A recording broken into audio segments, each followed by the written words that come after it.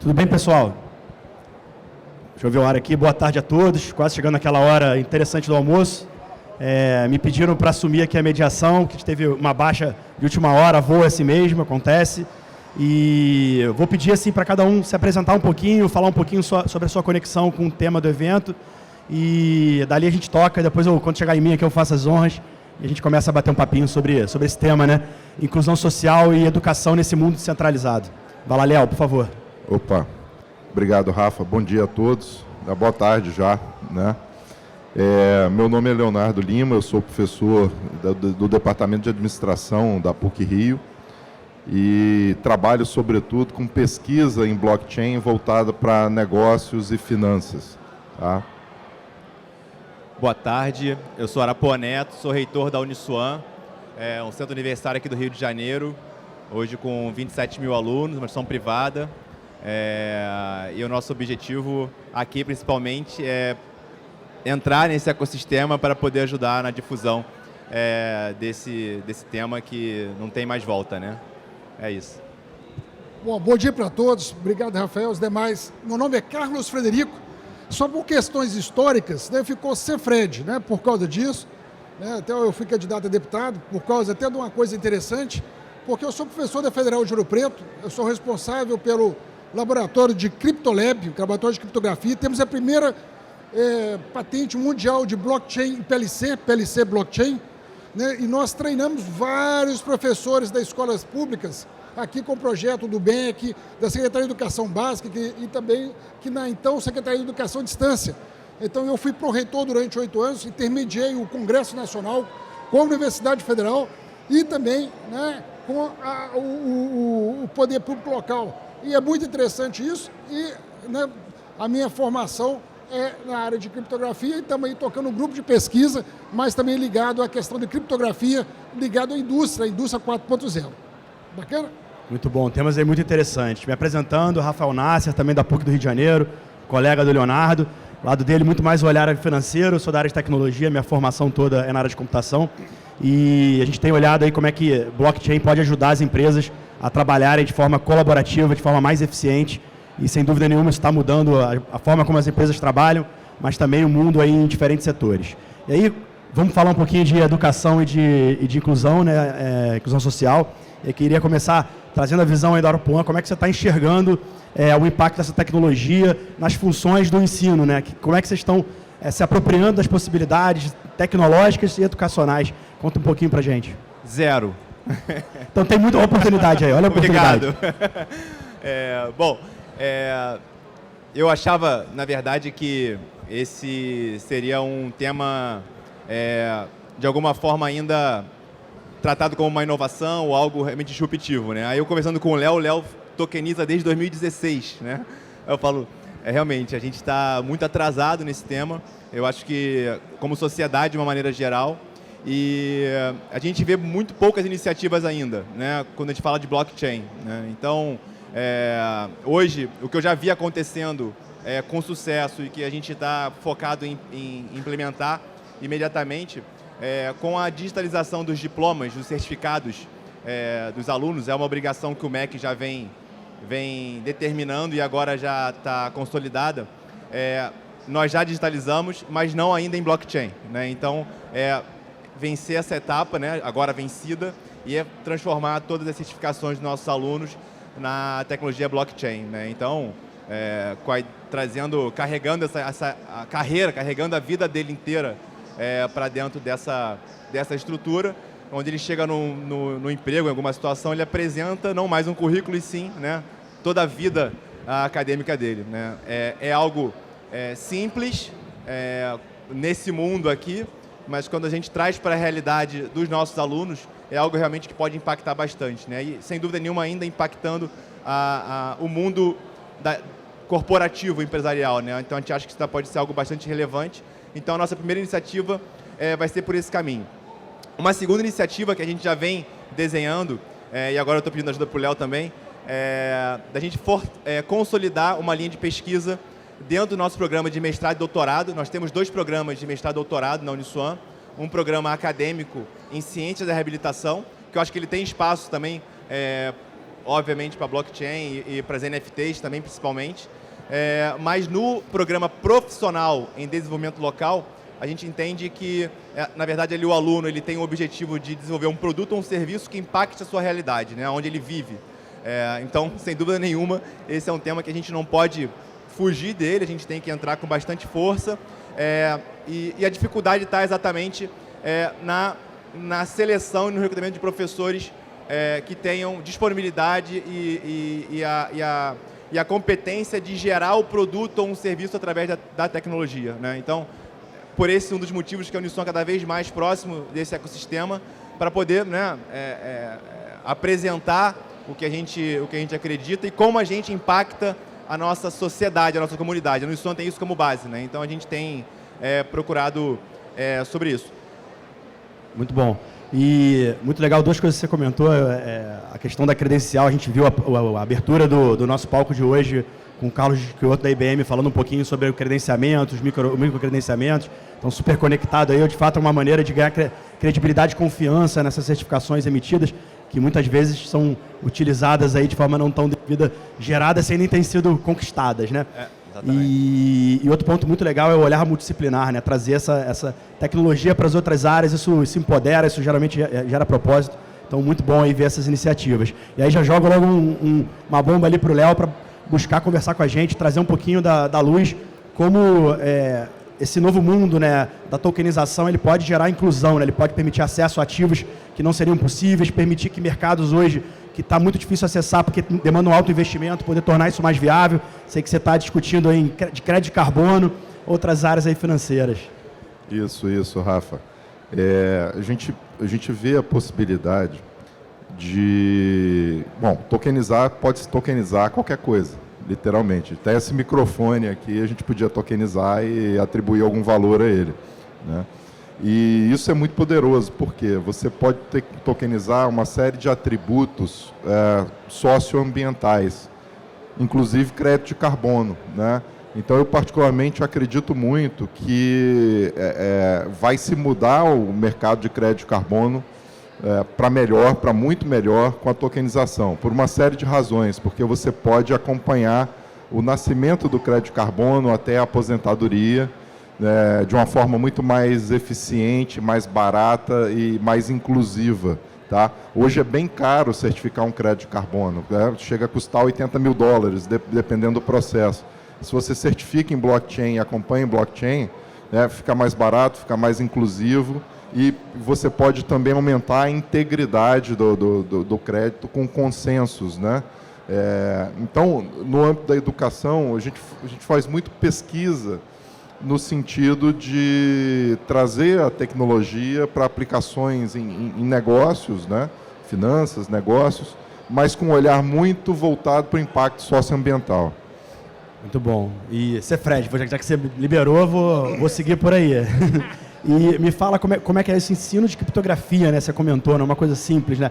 Levar a formação de professores. Me conta um pouquinho dessa experiência, né? Porque acho que criar os multiplicadores, né, sempre é um desafio, né? Como é que você faz escalar mais assim, o ensino, né? Você comentou, então queria ouvir um pouquinho mais de detalhes. Conta dessa experiência. Bom, meus queridos, se vocês passarem e andarem, todas as palestras, todos os assuntos ligados à blockchain, o pessoal fala em recursos humanos, né? Então todos nós aqui, na verdade, né, alguém nos formou de uma forma, né? E geralmente a formação até profissional, ela acaba sendo a formação na universidade, na faculdade.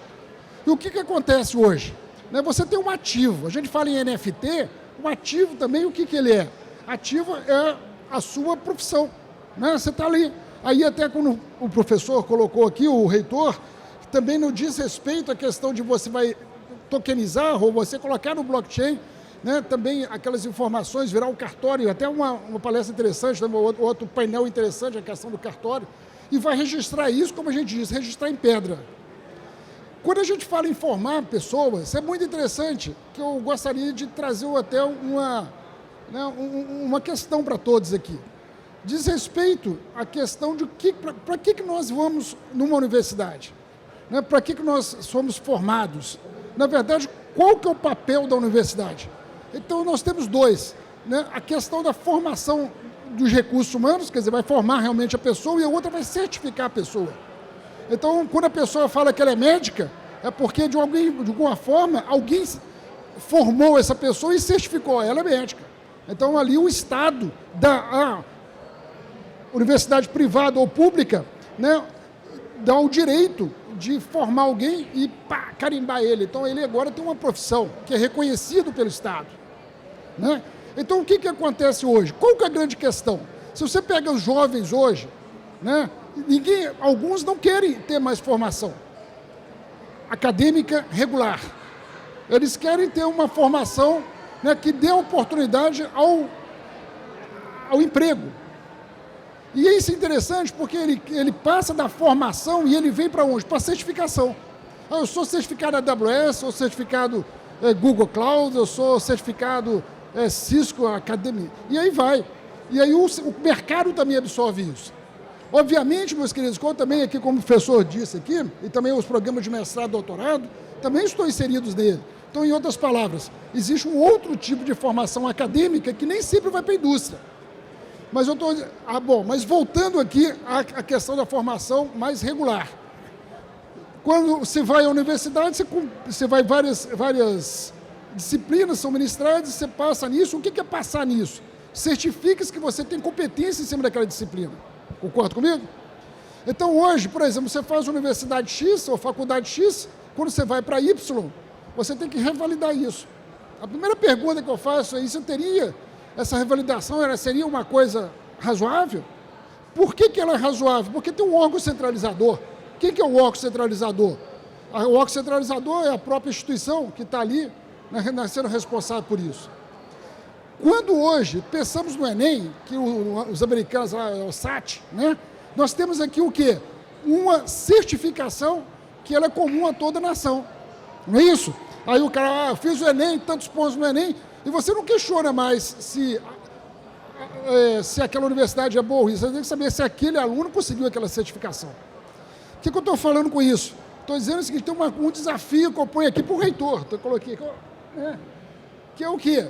Hoje, se nós tivéssemos cada disciplina certificada, cada certificada você põe no blockchain. Por que a gente fala blockchain tanto hoje? Porque blockchain ela trouxe para nós, ali, com, né, o Bitcoin, ele trouxe um novo paradigma.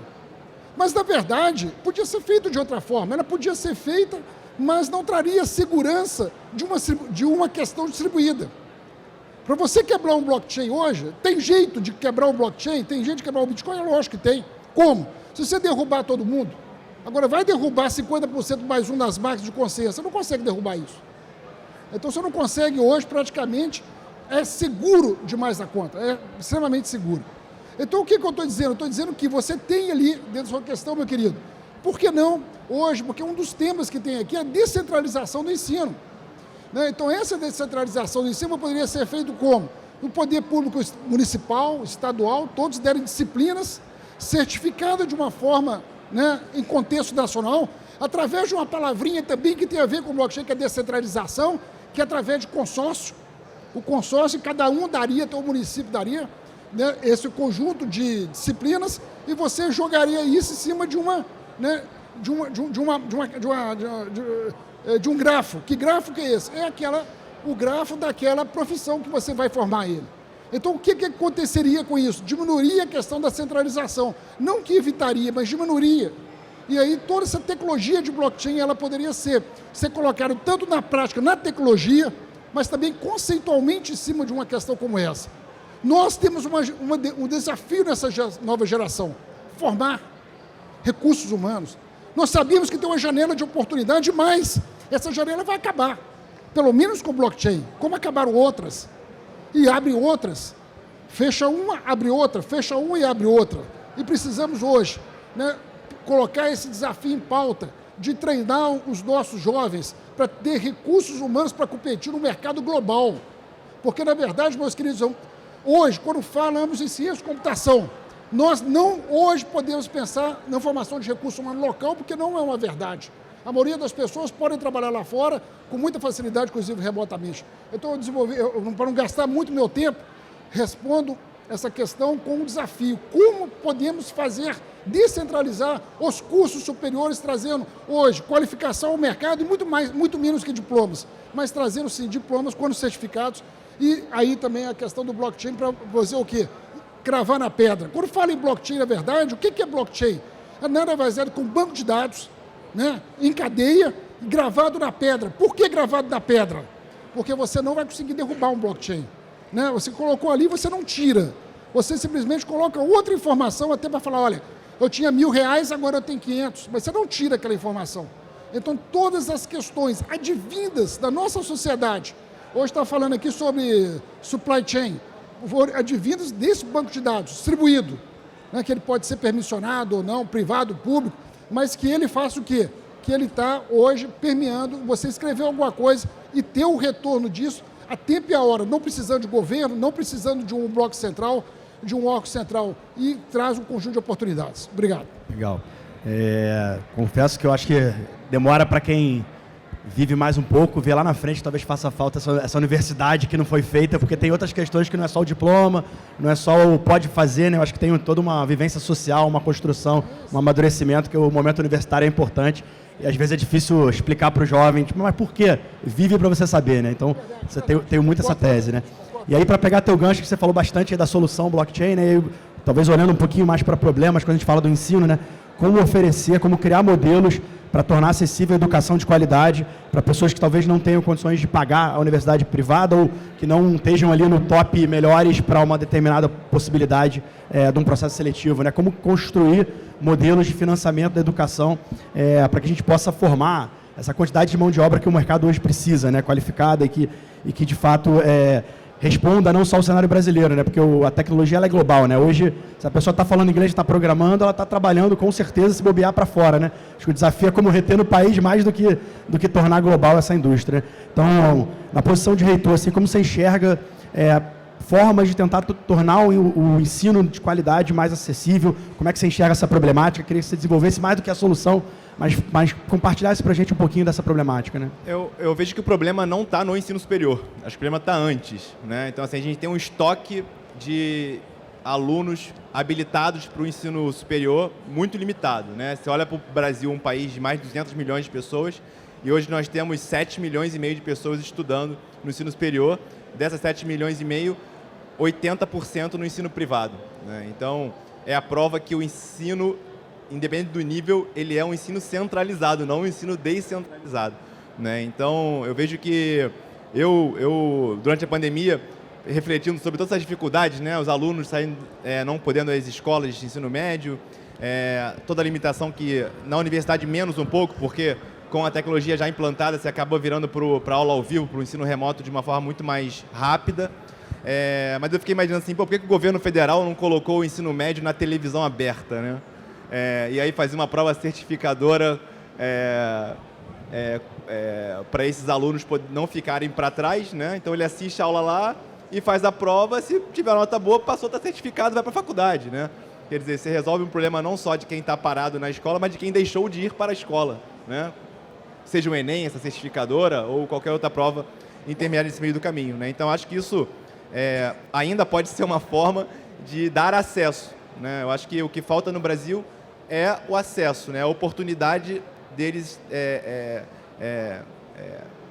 entrarem numa escola ou enfim, ou terem isso que isso chegue a eles de uma outra forma, né? As pessoas que realmente demandam, né? Por questões sociais, principalmente.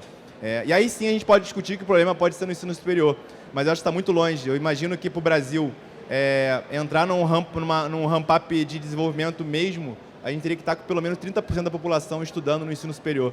E eu lembro que em 2015 eu já estava na reitoria e a meta do Brasil era ter 15 milhões de alunos estudando no ensino superior, e a gente saiu de 9 para 7, né, nesse tempo.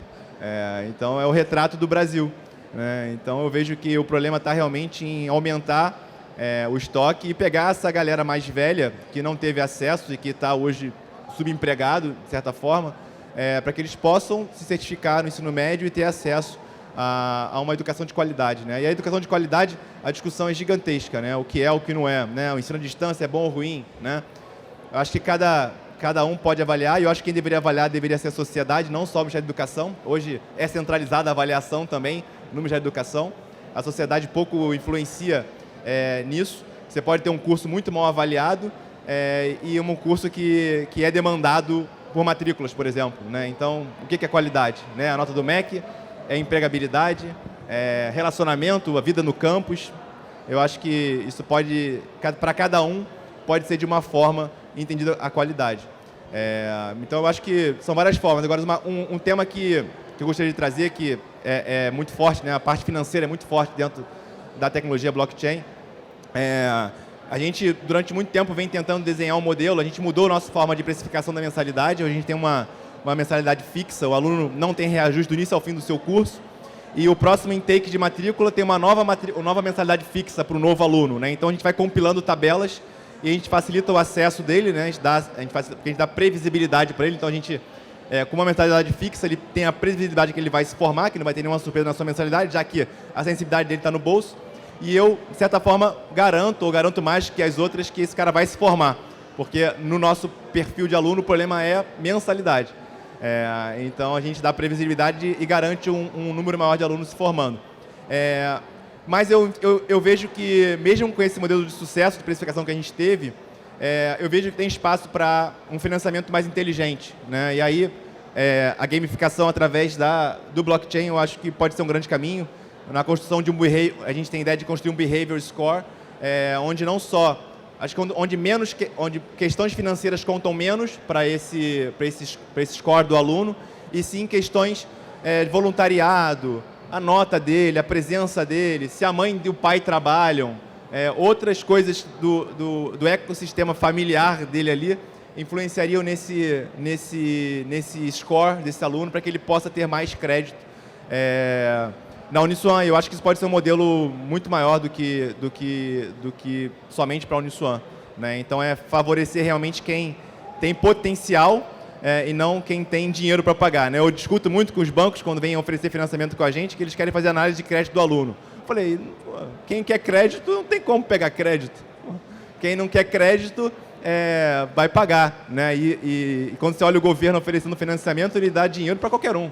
Qualquer um pega um FIES, independente do curso, praticamente. Então, pelo menos, historicamente, foi assim, né? A gente viu qual foi o nível de inadimplência do FIES mesmo assim, né? Que é coisa acima de 70%.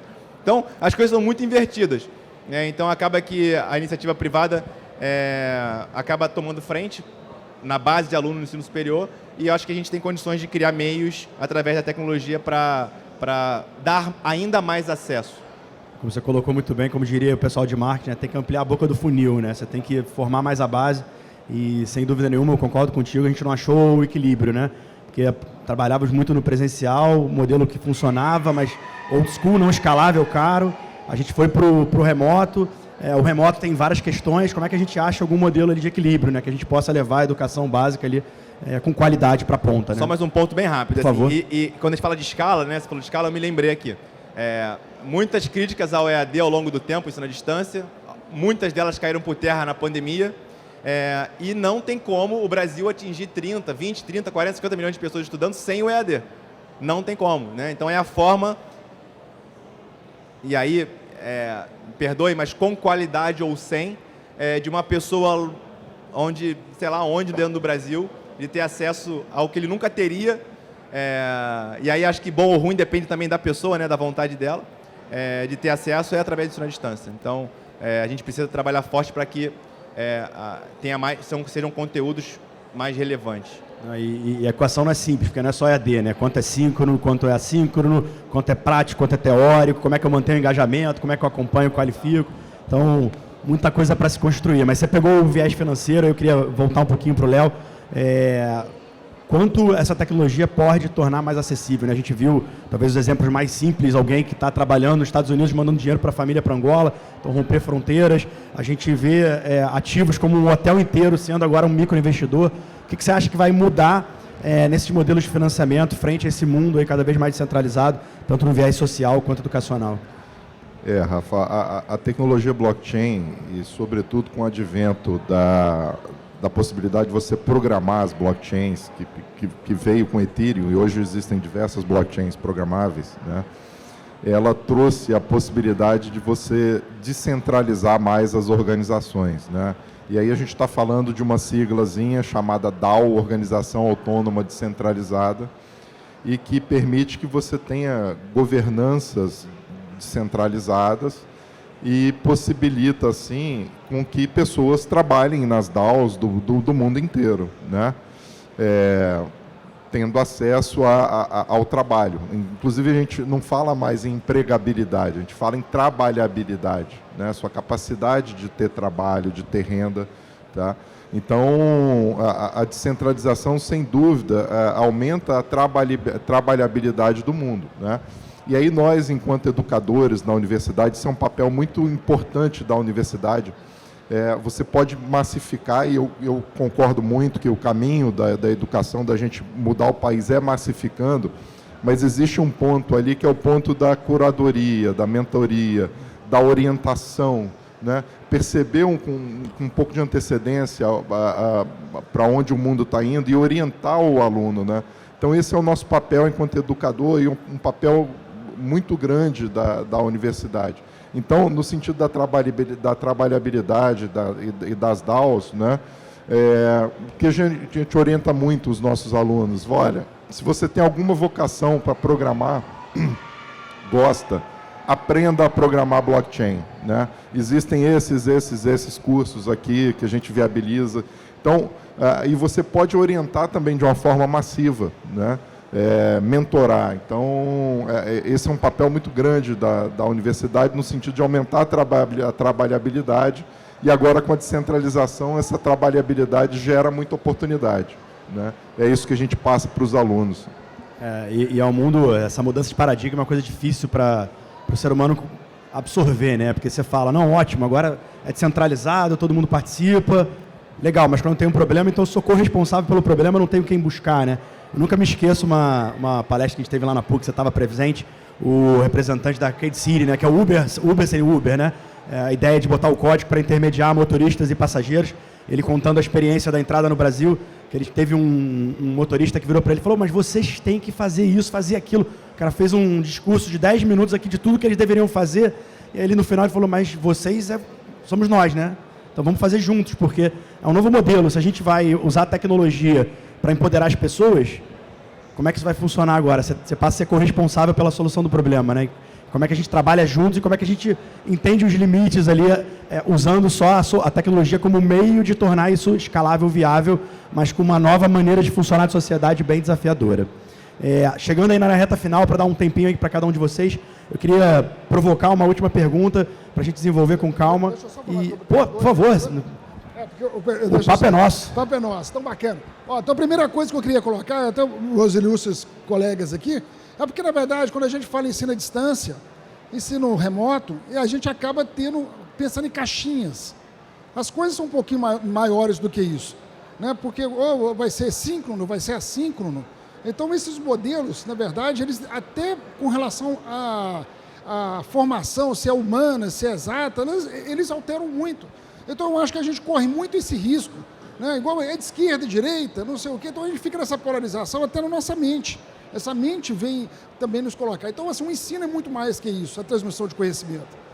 Então, quando eu coloquei isso, eu coloquei para nós pensarmos. Existe uma coisa chamada PBL, que chama Problem Based Learning, que é aprendizagem baseada em problemas. Isso é muito usado em algumas áreas, inclusive medicina. Mas quando você pega a experiência brasileira com as startups, que antes era o tal de nome de incubadoras, né, porque as startups, na verdade, elas geraram em cima de incubadoras de empresa. Hoje o modelo mudou um pouquinho, né, então hoje fala pré-aceleradoras. Você tem uma ideia e aquela ideia você põe para frente. E com isso o que acontece? Esse é o grande modelo. O modelo, como até foi colocado meus colegas, está junto, em cima de propósito. Né? Então, eu acredito que a educação, meus queridos, eu sou educação superior, né? Eu estou na ponta lá, também concordo com meus colegas, mas eu acho que ela tem que ser repensada. Né? Há uns 10 anos atrás, um dia eu conversei com o pessoal da Cisco. Cisco é uma grande operadora, uma grande fabricante de equipamentos de rede americana. Sabe? E a gente falou lá e falou, olha, os meninos lá nos Estados Unidos há 12 anos fazem o System Academy. A maioria das universidades brasileiras, o cara tem que acabar o curso superior, então é uma coisa muito errada. né? Hoje nós temos aí um conjunto de iniciativas para, por exemplo, pegar o jovem e aprender ele a programar, como até foi colocado aqui para o professor, que, né, o pessoal aprender a programar em blockchain, mas independente de qualquer forma, existe uma forma de pensar, né, que precisa ser colocada. Então, o que eu acredito é que a gente precisa de formar pessoas, formar mentalidade, mudar a gente do mundo comum, das coisas que incutir no jovem que estudar é bom, que traz oportunidades, que faz com que as coisas mudem. E, na verdade, a distância física, eu moro lá no interiorzão, pouca diferença deveria fazer. Então, eu acredito que a educação ela precisa passar por um 2.0, sabe, até a nossa, porque tem muitas coisas antigas que são rotuladas como novas, mas os problemas continuam os mesmos e temos soluções antigas. Da mesma forma que a maioria das aulas que foram das assíncronas, mas está lá, é aquela, né, os métodos mais tradicionais. Quando nós falamos hoje, que eu fico muito animado com blockchain, porque realmente é uma tecnologia relativamente simples, mas trouxe um paradigma novo de falar, olha, vamos parar de centralizar as coisas, vamos descentralizar. E o desafio é tão grande, meus filhos, que eu também tenho 3 filhos. O mais novo tem 18, tem 15, e a outra, uma pequena, tem 9 anos. Estuda em escolas. Né? Mas como é difícil conversar com a coordenação, eles também não querem saber, meu mundo é esse, e acabou. Porque, na verdade, nós temos dificuldades em, né, de uma forma colegiada, né, discutirmos as coisas e distribuir de uma forma distribuída. Isso! Resolvemos as coisas. Mas o que eu falo é o seguinte, meus queridos, eu acho que nós não podemos nos contentar com o que está sendo colocado hoje. Sabe por quê? Porque eu acho que hoje é o mais do mesmo. Funciona para algumas pessoas. A universidade como está, que eu formo também doutores, muitas vezes é o raizão mesmo. Raizão que eu falo é o seguinte, eu pego o artigo, aquele negócio para os outros chatos, se delicia com aquilo, vai para frente, mas são outros que não são. Outros, se não pegar o videozinho do YouTube, não desembola. Então, assim, sabe, pessoas diferentes, métodos diferentes. Mas a verdade é que então, nós precisamos arrumar targets. No meu entendimento, o target não é o cara ser formado. O target é o cara ser bem na vida, realizado. Toda vez que o pessoal pede com profissão, eu posso ter certeza que profissão é igual casamento. Né? Se você não vai aguentar uma coisa, você pode morrer de ganhar dinheiro. Mas você chega lá e fala, eu não aguento mais fazer o que eu faço. Profissão você tem que falar no dia que acabar, eu trabalhei demais e foi bom demais, amanhã tem outro desafio, eu dormo com aquilo. Né? Então assim que a gente vive, e aí todo mundo vive feliz nisso. Mas o que eu quero colocar nessa questão da educação, no meu entendimento, tem que ser repensado. Sabe, não dá para ser mais do mesmo. E aí blockchain também vem a colocar a questão de ser distribuído. Os municípios também muitas vezes têm responsabilidade no ensino básico, o Estado. Mas assim, será que tem que ser assim? Porque os municípios mais ricos têm faculdade. Né? E a questão do ensino superior precisa realmente, né, de um cara, por exemplo, criptografia, que é a minha disciplina, o cara de 2º grau, 1º grau, quer dizer, 1º grau já era no passado, né? Do ensino básico, por que não aprender aquilo? Alguns vão ter jeito, alguns vão ter características, outros não. Então, repensar isso para que o aluno fique com vontade, seduzido com a tecnologia, com as coisas que vai fazer nele. Porque é bonito demais, velho. Se você pegar a criptografia e ver o que ele faz, pô, legal, mas nem todo mundo vai achar isso bonito. Então a gente vai gostar de outra área, de humanas, blá, blá, blá. Então o que aconteceu? Pegar a potencialidade de cada um e mandar para frente. Eu não vejo isso acontecendo. Por isso que eu vejo um fracasso, inclusive o fracasso das escolas particulares e nas públicas, de não motivar o aluno para o que tem que ser feito. Trazer para ele uma profissão que ele ama. Pegando um gancho que as coisas não estão mais simples, aquela caixinha que você tem que marcar, né, o checkbox, né, eu quero fazer isso. Acho que a gente está cada vez mais tendo que aprender de outras áreas, né? Só 2 exemplos, a gente tem uma disciplina na PUC lá de programação de contratos inteligentes para o direito, né?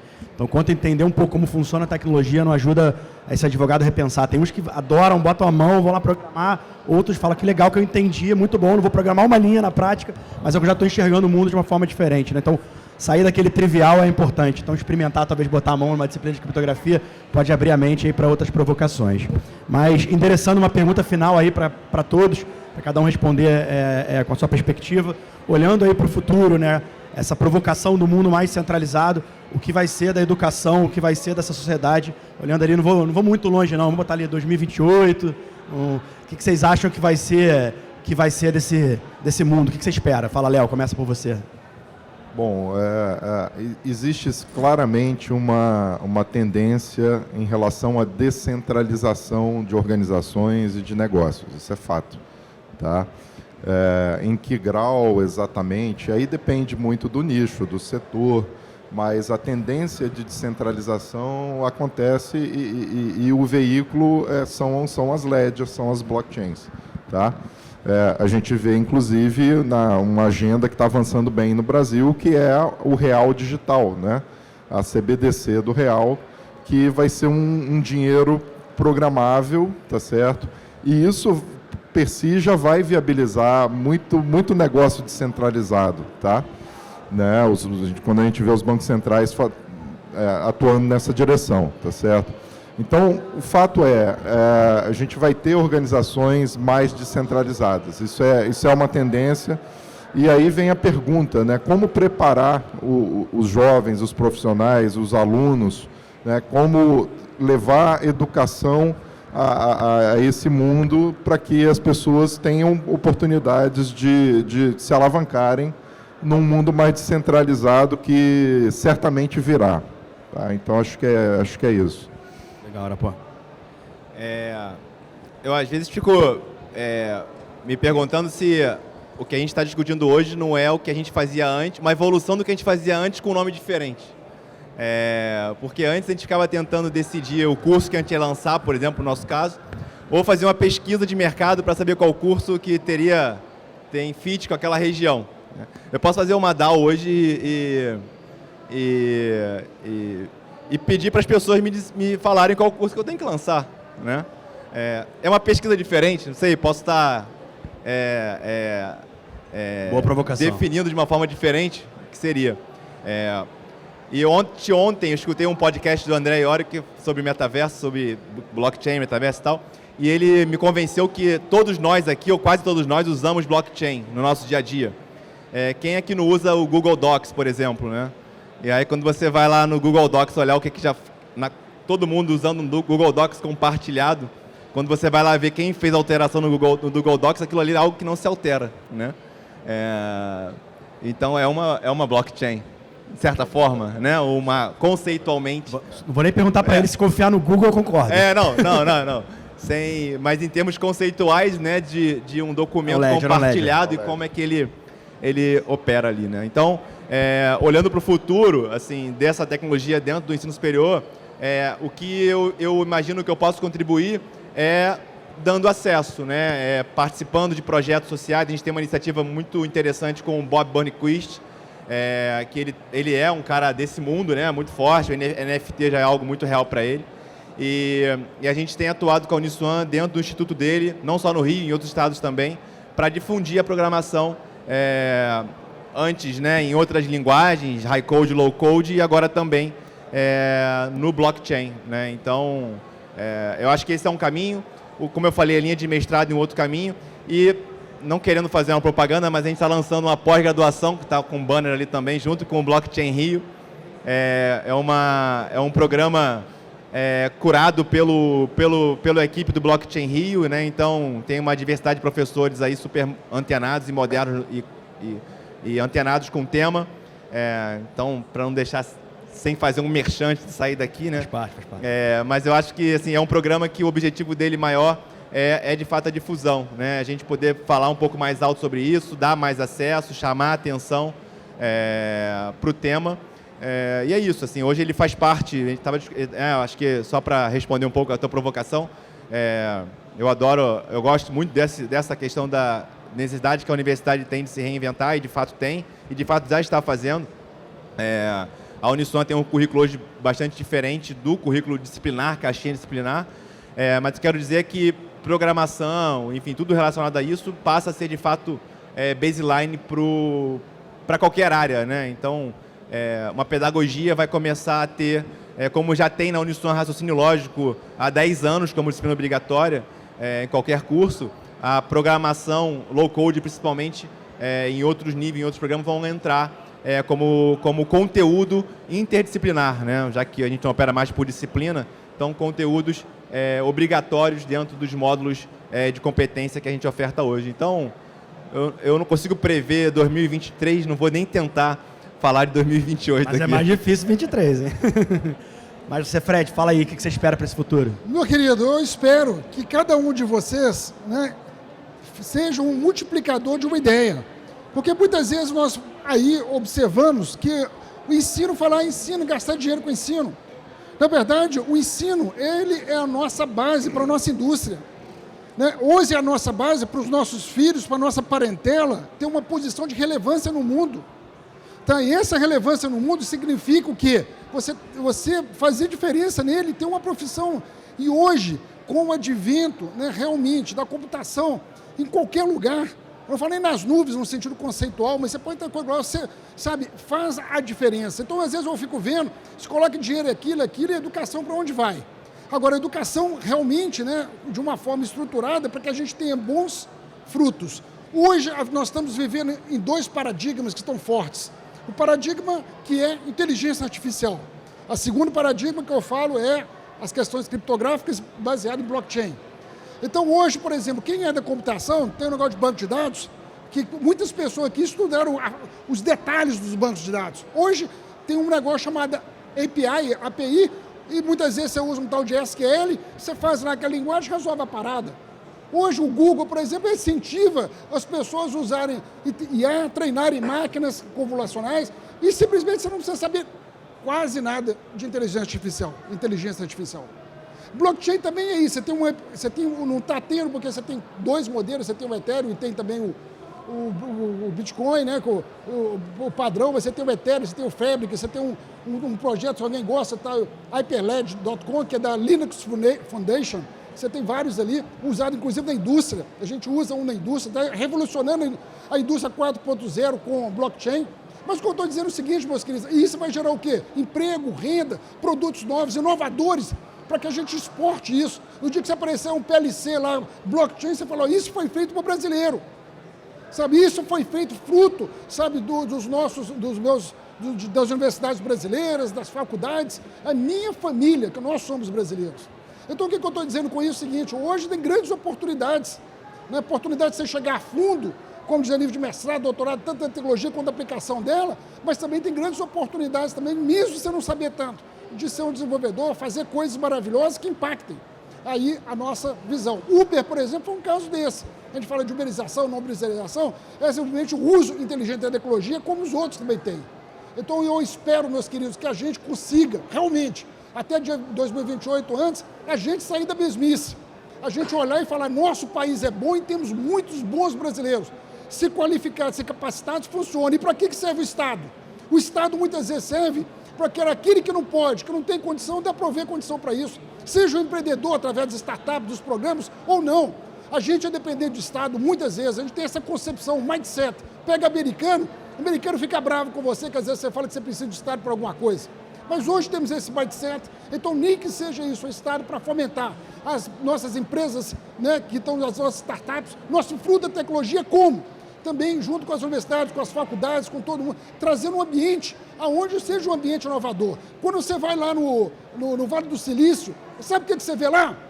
Eu vou te falar que você vai ver lá, você vai ver um bocado de prédio. Não vai ver nada. Você vai ver um bocado de prédio, você vai entrar lá, eu fiz algumas visitas, mas o que você vai ver? Lá tem um espírito empreendedor, você vai no café lá, o cara está perguntando, uma empresa tal, vou investir naquilo, como é que é, vou trazer gente de lá, existe uma cultura, e essa cultura nós podemos fazer e mudar esse país. E esse blockchain, para mim, eu fico muito feliz aqui com a realização do Francisco e todos, porque é mudar a nossa cultura, nós podemos, da mesma forma que qualquer país que se fala de primeiro mundo pode, nós podemos. E o que eu espero aqui, que você hoje também faça parte desse movimento, dessa consciência de cobrar, inclusive cobrar prefeito, cobrar pessoal de Secretaria de Estado, todo mundo, para que a gente possa fazer o nosso pequeno mundo, né, aquilo e transformá-lo, para a gente poder transformar também a nossa nação. É isso aí, obrigado. Obrigado, Sr. Fred. Contribuindo um pouquinho, né, daquele famoso 5 cents de opinião e de visão, eu acho que, de fato, a gente está ainda no momento a mente abrir, né? Então, um novo paradigma está aí, está todo mundo falando de centralização. O Bitcoin, que era uma coisinha que estava assim, agora está nos grandes bancos. Então, isso vai provocar cada vez mais pessoas terem contato com esse novo mundo. Haverá a visão que não dá para confiar em nada, então a gente precisa do mundo hiper descentralizado. E, sem dúvida nenhuma, você vai ter as grandes corporações que ainda vão agregar muito valor no nosso dia a dia, né? Todo mundo gosta de usar uma aplicação que tem alguém para você dizer assim, resolve meu problema aí. E como é que é o equilíbrio para cada um? Eu gosto da metáfora da porta de casa, né? Acho que tem gente na porta de casa que bota a sua chave, tem gente que já bota um papaís, tem gente que já tem uma segurança, já tem porteiro, tem gente que vive bem sem porteiro 24 horas. Então, nada funciona bem para todo mundo igual. Acho que as pessoas elas buscam a forma de enxergar o que para elas gera um conforto. Então, nesse mundo, né, como é que será a construção dessas novas sociedades, desses novos modelos de funcionamento? Será que vão ser modelos em que o ensino vai se dar através de organizações centralizadas, que o professor entra ali no modelo de trabalho que ele vai depender ali da compra do ensino dele para sustentar, ou ele vai querer ter alguém para comprar esse risco, para que ele possa estar ali trabalhando, gerando conteúdo, isso de certa forma sendo pago independente do resultado? Ou será que tem um modelo intermediário em que você possa ter ali uma garantia e de certa forma também um resultado atrelado a esse resultado, a possibilidade daquilo gerar o fim que está se propondo, né? Então, como cada um vai se colocar nessa régua, né? Eu vou ser um empreendedor, vou comprar um risco absoluto e vamos lá, eu quero emprego público. Cara, eu tenho certeza que se você for lá numa escola, vamos no mais básico, você já vai ter gente com bias ali de que quer ser funcionário público, vai já ter gente que fala, que isso, funcionário público, é um absurdo, eu quero empreender, eu quero ser dono de empresa, e talvez ao longo da vida quem queria ser dono de empresa vire funcionário público, só para usar essa metáfora mais forte ali, mas falando um pouquinho disso, né? Esse aqui é um modelo que depende mais dessa sociedade centralizada, dos resultados, o resultado sendo medido naquele feedback ali, quase em tempo real, né? Você recebe alguém no teu Discord ali já não gostando, falando mal, às vezes com uma opinião super errada, aquilo começa a crescer, você precisa trabalhar aquilo, você precisa mover esse coletivo, ou você quer aquele negócio que você vai ligar para a tua área de marketing e falar assim, ó, tem um problema aí, resolve, calma, eu só trabalho de 8 às 6, é assim que a gente vai funcionar, e o outro lado também não quer entrar nesse jogo ali de 24 horas, então acho que a gente está num momento de aprender, né, de abrir a mente e falar, cara, está acontecendo isso algo novo. Como esse algo novo vai entrar na minha vida e vai impactar. Mas eu espero que no final disso, como a gente está com muita clareza agora se questionando dentro do ambiente da educação, seja ele superior, seja ele fundamental, como é que eu equilibro o lado bom do ensino remoto com o essencial do ensino presencial, como é que eu acho essa equação para a realidade que eu quero entregar, eu acho que a gente vai ter isso também para cada função que existe na nossa vida, essa redescoberta sobre essa possibilidade de centralizar de forma mais absoluta ou centralizar de forma mais confortável, mas tem seus riscos, né? Você brincou do Google, talvez seja o cara da centralização, assim, quanto eu confio no que o Google tem meu dado, tá aí as leis de proteção de dados para tentar equilibrar de forma regulada, então acho que são ótimas provocações que a gente vai ter aí, sem dúvida nenhuma, algumas respostas no horizonte aí de 4 anos, que foi a minha provocação, e não arrisco dizer qual é a resposta de forma genérica, porque cada propósito ali na nossa vida talvez encontre um equilíbrio um pouquinho diferente, e talvez nas finanças seja um equilíbrio, talvez na questão do ensino seja outro, talvez em outros modelos de negócio aí sejam outros equilíbrios, então, mas o legal é que eu acho que tem uma transformação muito interessante para acontecer. Então, nosso tempo foi, queria super agradecer, sobrou para mim, desculpa ter feito aqui sem a gente combinar antes, mas galera craque é assim mesmo, faz ao vivo, faz na surpresa, então, obrigado Cefred, obrigado Arapuã, obrigado Léo, prazerzão estar aí nesse painel com vocês. E obrigado aí pela atenção de vocês todos. Espero ter levado bem aí no improviso. Mandou, vem direitão. Deixar aqui.